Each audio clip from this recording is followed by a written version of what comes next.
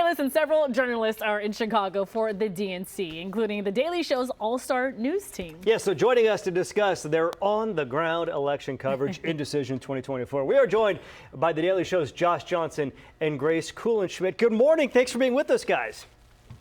Hey, thanks for having us.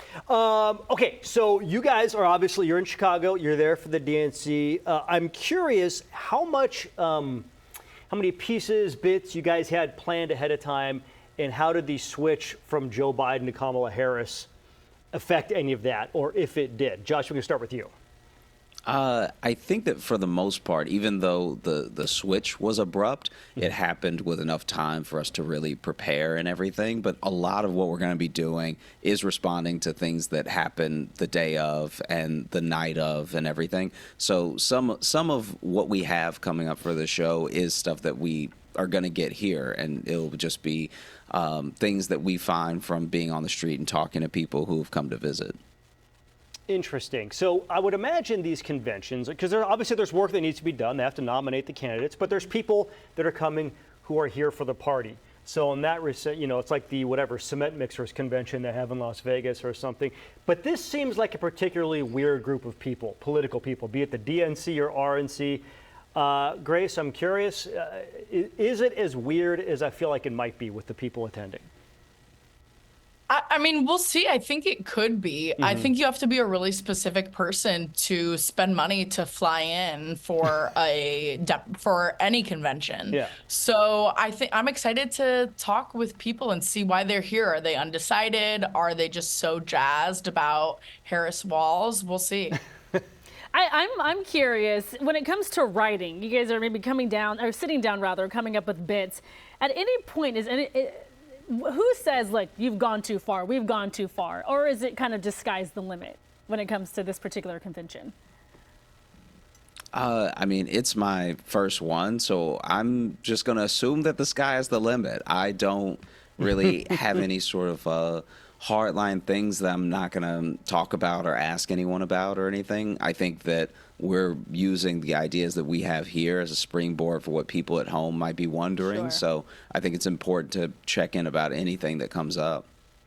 I'm curious when I watch the show, because sometimes you guys will talk to people, and I don't want to say you make them look less than smart. It's the things they say. But I'm always amazed that people, like, at some point did they go, oh no, I'm afraid to sit down with the Daily Show because I'm afraid of what I'm going to look like. How do you get people to agree to the interviews, I guess, is the short way to ask the question. Sure. For the most part, people are really excited to chat with us. Yeah. And I think, if anything, my goal is that I look like the stupid one. I'll take that label proudly. But yeah, we're never trying to make anyone feel anything about themselves. We're really just trying to learn, like, these are all voters, so we want to hear from them. Mm-hmm.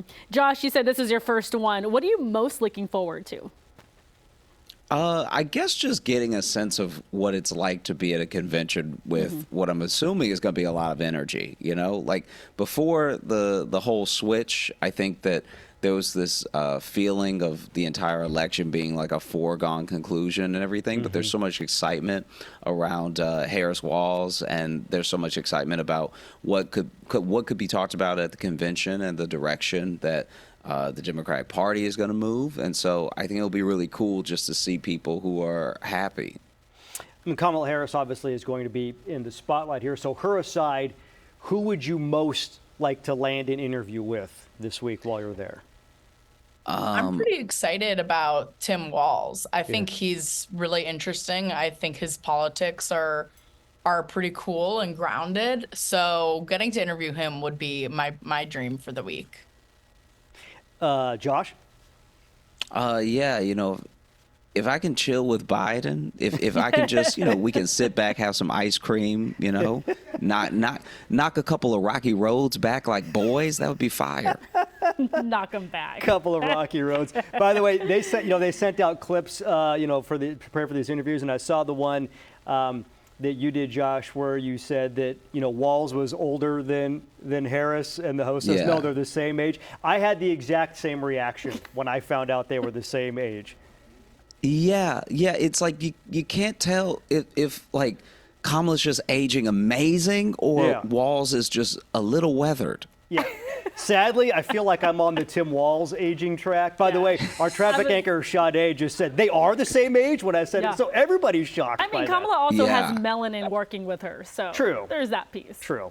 But unfortunately, I am on the Tim Walz aging track.